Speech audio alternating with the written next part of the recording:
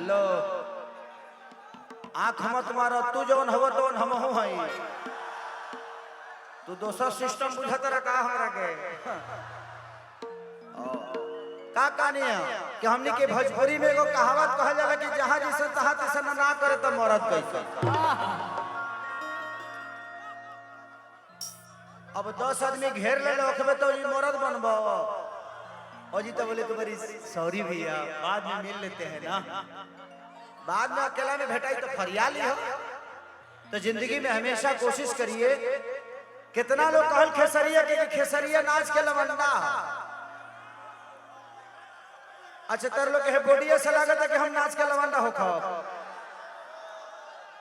आ खाली भोजपुरी में ना, जब हम पहली बार सिनेमा करे गए मुंबई शहर में, जब साजन चले ससुराल हमारे सिनेमा भाई, तो बहुत सारा डायरेक्टर प्रोड्यूसर के दिमाग में रहे खेसरिया नाच के लवंडा। लेकिन लोग के जब पता चल कि हम शादीशुदा हैं, हमारा एगो बेटी भी है, तब लोग के लागल कि ना खेसरिया मरद हो।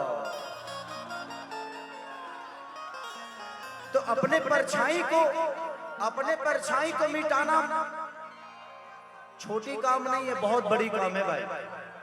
मैंने अपने परछाई को बॉडी बना के मिटाया। लोगों को बताया कि तरह लोग के नजर में खेसरिया मरद ना रहे, लेकिन भोजपुरी में सबसे बढ़िया मरद अभी खेसरिया बा। तो आप चाहे, मुश्किल नहीं है कुछ भी अगर ठान लीजिए। जिंदगी में कोई काम मुश्किल नहीं होता है। अगर आपके अंदर पावर है, आपके अंदर ताकत है, तो दुनिया को साबित कर दीजिए आपसे बड़ा कोई नहीं हो सकता।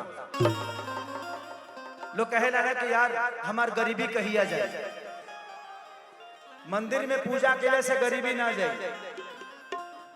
कर्म प्रधान विश्व कर रहा था, एक घड़ी पुनियाद घड़ी यादों में पुनियाद, तुलसी संगत साध के की हरि को टपरा। कोई जरूरी नहीं है कि आप 24 घंटा भगवान का नाम लीजिए। सवेरे अगर दिल और आत्मा से एक बार निकल गए कि अरे राम हो, भगवान आपके साथ है। इस दुनिया का सबसे बड़ा सच्चाई है कामयाब होना। आप कामयाब हो जाइए, पूरी दुनिया आपके कदमों में होगी। तो कामयाब हो के तो दिखाइए। तो कामयाब होना बहुत जरूरी है, सबसे बड़ी सच्चाई है।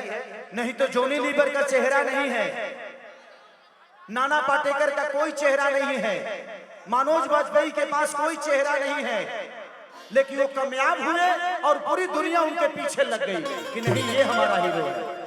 तो जिंदगी में कामयाब होना बहुत जरूरी है।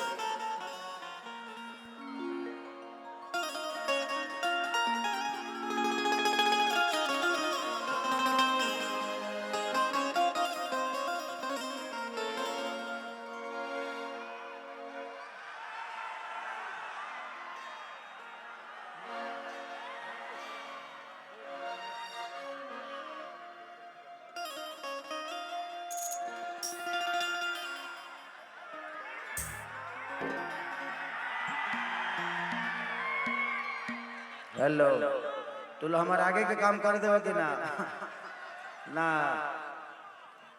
ना सोची कहता है रोमा खड़ा हो जाता का।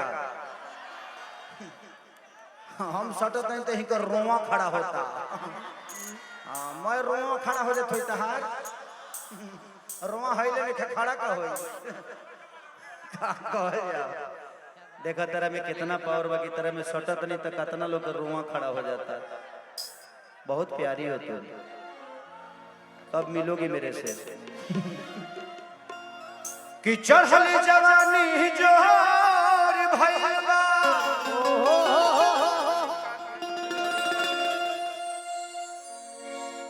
हरि माना त देवरी नबुत पाती हो। गरमी बेतना की सहलो न जाता, पसीना से भीज जाता छाती हो।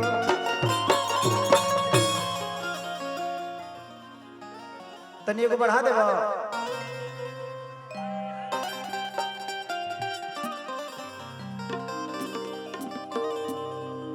कि घाम लगता जे राजा, अरे घाम लगता तू तो बहरा में करे लजरा ये फरमाइशी बा। ऐसे तो चैत के गाना है लेकिन डिमांड बा तो गावे के बरता चैत ना गावे के चाहिए। अभी होली नहीं रहे बा अतल हम चैता शुरू कर देंगे लेकिन आप सबका आदेश है इसलिए गाना पड़ रहा है, क्षमा प्रार्थी हूँ कि घाम लगता ये राजा घाम लगता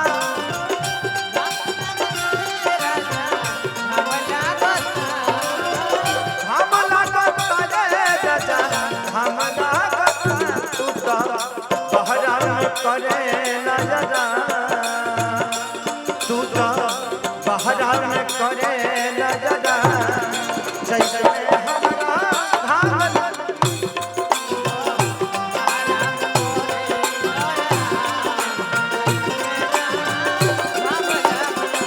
तू तो बहरा में करे नजरा चैत में हमरा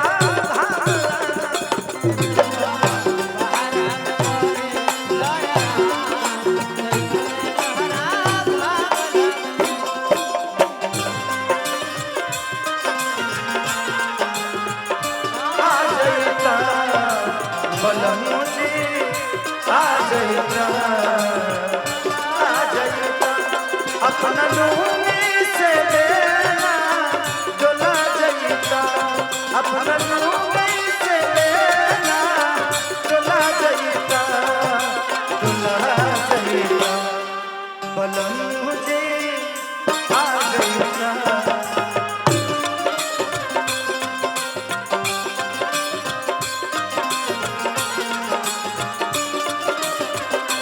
तू तो बहरा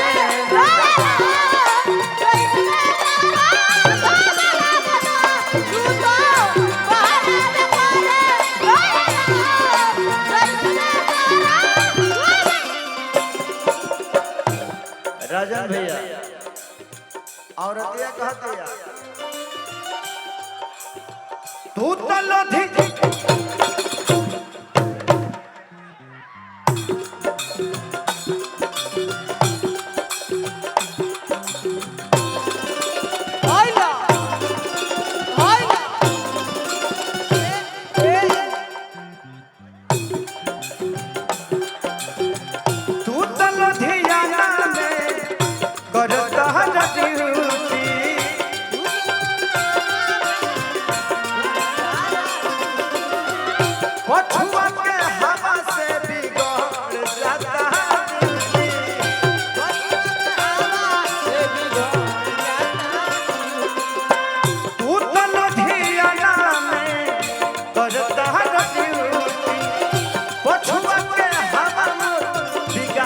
देता घाम लागता ये राजा घाम लागता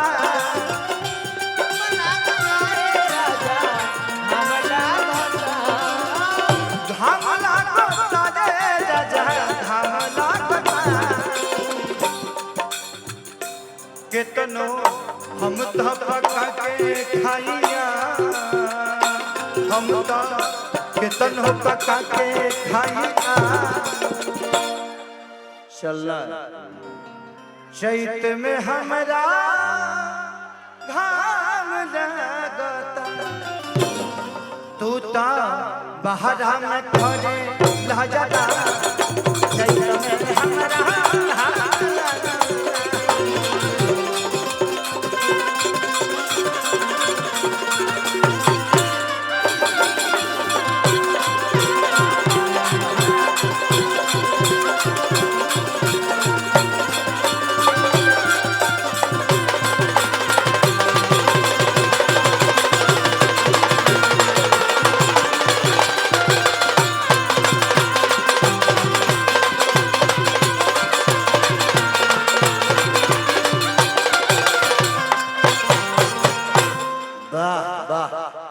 तने एगो रिकॉर्डिंग आज जोन गाना रिलीज भेल तने ओकरे के